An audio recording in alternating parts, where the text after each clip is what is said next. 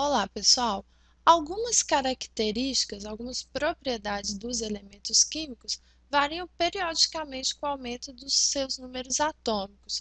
Como a tabela está organizada aí de acordo com o número atômico de cada elemento, ou seja, de acordo com o número de prótons presente aí nos núcleos, nós chamamos as propriedades de propriedades periódicas. E a primeira propriedade que nós vamos trabalhar é o raio atômico.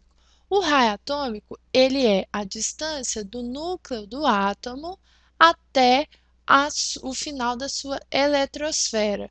Como é um pouco difícil definir aí o tamanho da eletrosfera, através do auxílio de raio-x, é possível medir a distância média entre dois núcleos, e aí, ao dividir essa distância d por 2, nós consideramos o raio atômico, nós consideramos que nós temos aí o raio atômico médio.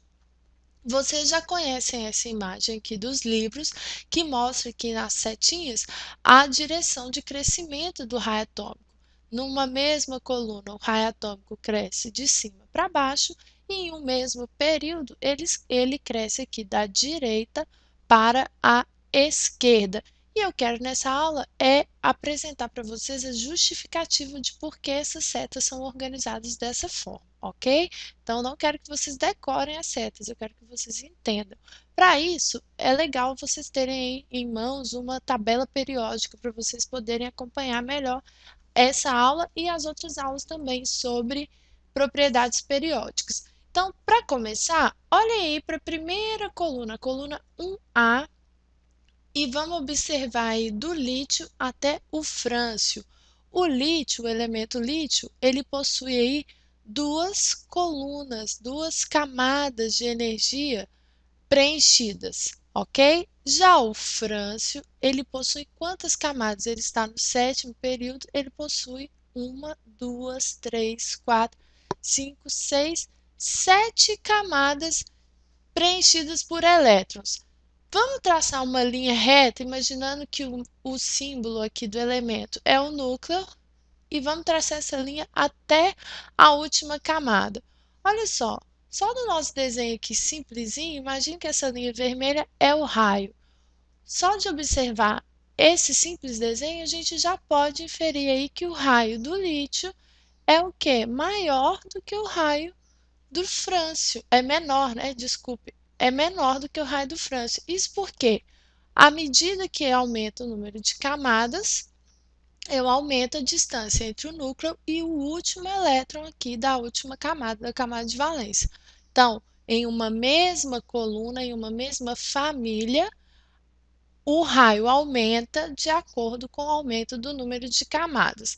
Agora, vamos observar em um mesmo período. Observem aí o período 4, o quarto período, que vai do elemento potássio até o gás nobre criptônio. Todos os dois possuem 4 camadas de energia, se vocês observarem aí. Porém, o potássio possui um núcleo com 19 prótons, enquanto o criptônio possui um núcleo com 36 prótons. Ou seja, a atração do núcleo do potássio sobre o último elétron, ela será menor do que a atração do núcleo do criptônio sobre o último elétron, que vai aproximar aqui as camadas do criptônio, tornando o raio do criptônio menor, o raio atômico menor. Isso por quê? Porque o núcleo é maior, então a força de atração que esse núcleo exerce sobre os últimos elétrons também é maior. Tem um núcleo maior, a força de atração é maior. Então, o raio do criptônio, ele é menor do que o raio do potássio, porque a força de atração aqui no criptônio do núcleo sobre o último elétron também é maior. Isso faz com que as camadas fiquem mais próximas, ok? Daí surgiram as setinhas que vocês tanto conhecem, ok? Então, ao invés de decorar as setinhas, é melhor vocês compreenderem o porquê aí dos tamanhos dos raios atômicos. Bons estudos e se tiverem alguma dúvida, envie para nós aí através do site quadro.com.br lá no link contatos. Um abraço.